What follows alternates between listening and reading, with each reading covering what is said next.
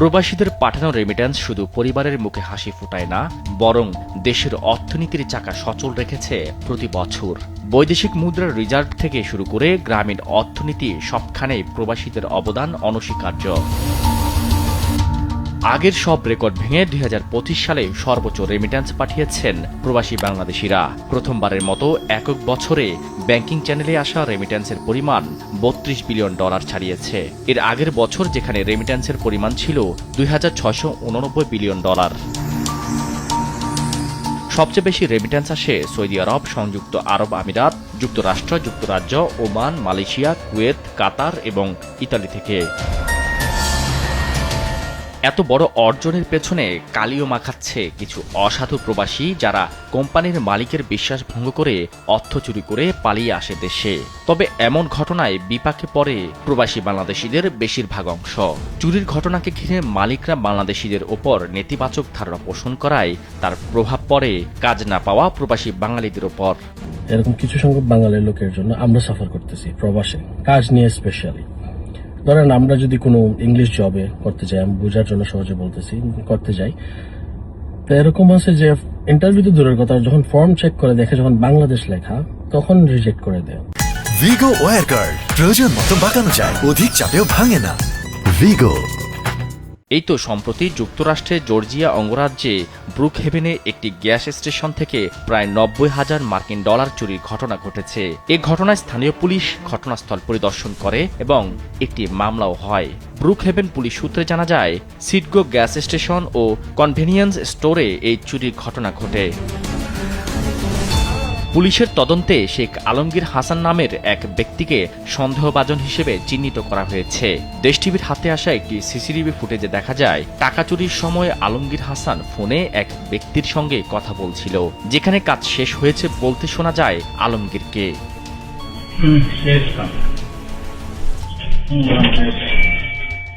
বিষয়টি নিয়ে আমরা যোগাযোগ করি সিডগো গ্যাস স্টেশন ও কনভেনিয়েন্স স্টোরের মালিক শাহান রাহিমের সঙ্গে। জানান, তার প্রতিষ্ঠানে কর্মরত শেখ আলমগীর হাসান এই চুরির সঙ্গে জড়িত। চুরি করেই দেশে পালিয়ে যান আলমগীর। আমরা প্রবাসী মানে দেশের লোকদেরকে হেল্প করতে যাই, গিয়ে যদি আমাদের এই সমস্যা হয়, বলেন তো আমরা এখন আমাদের জাতির প্রতি, আমাদের বাঙালিদের প্রতি আমরা কিভাবে আস্থা রাখতে পারি? মানে এখন তো আমার টাকা তো আমার $৯০,০০০ গেছে, সেটা তো ম্যাটার না, সেটা আমার বিশ্বাসে আঘাত করছে। আমি যার একজন লোকদের বিশ্বাস করব যে আমি চাকরি দেওয়ার জন্য, সেটা তো সে হারায় ফেললো আমার তার অল্প ভুলের জন্য। এমন ঘটনায় হতাশা প্রকাশ করেন শাহান রাহিম। জানান, আস্থাভাজন হয়ে উঠেছিলেন আলমগীর। এক সময় তার বাড়িতেও যান মালিক শাহান রহিম। আমি কিন্তু আমেরিকা মিডিয়াতে বলতে পারতেছি $৯০,০০০, কেন বলতে পারতেছি না? যদি হয় আমার দেশের ভাবমূর্তি নষ্ট হবে, আমার দেশের ভাবমূর্তি নষ্ট না করার জন্য আমি একটু কমায় বলছি, পুলিশের রিপোর্ট দিচ্ছি, বুঝছেন? কিন্তু আমার বাস্তব টাকা হলো $৯০,০০০ আমার ও নিয়ে গেছে। আমরা এবার যোগাযোগের চেষ্টা করি অভিযুক্ত আলমগীরের সঙ্গে। তার বাড়ি সুনামগঞ্জের তাহিরপুর। দেশ টিভির গন্তব্য তার বাড়ি, তবে সেখানে গিয়ে পাওয়া যায়নি তাকে। পরে মুঠোফোনে জানান, তিনি নাকি ব্যবসায়িক পার্টনার ছিলেন শাহান রাহিমের, কিন্তু এ নিয়ে কোনো প্রমাণ দিতে পারেননি আলমগীর। না, লিখিত কোনো চুক্তি হয় নাই, এটা তো বিশ্বাস। উনি বাংলাদেশে ছিল, বাংলাদেশে আইসে আমার বাড়িতে গেছে, বাড়িতে যাওয়ার পরে আমার ছোট ভাই ওনাকে ক্যাশ টাকা দিয়ে দিয়েছে। উনি বাংলাদেশে ছিল, আপনি তাকে বাংলাদেশে টাকা দিয়েছেন, সেক্ষেত্রে কোনো ধরনের কোনো স্ট্যাম্পও কি আপনি নেননি? না। তো তাইলে এটার এভিডেন্স কি? এভিডেন্স এই যে বিশ্বাস। শেষবারের মতো প্রতিষ্ঠান থেকে বের হওয়ার সময় সিসিটিভি ফুটেজ বন্ধ করে দিলেও তা অস্বীকার করেন আলমগীর। আমি সিসি ক্যামেরা কেন করবো ভাই? এটা হলো গিয়া উনি হচ্ছে এই ওই যে মিথ্যার আশ্রয় নিতেছে। এ নিয়ে সুনামগঞ্জ পুলিশ সুপার জানান, প্রতিষ্ঠানের মালিকের অভিযোগ ও সেখানকার স্থানীয় পুলিশের তদন্ত প্রতিবেদন বাংলাদেশের পররাষ্ট্র মন্ত্রণালয়ের মাধ্যমে কোনো নির্দেশনা আসলেই ব্যবস্থা নিতে পারবে তারা।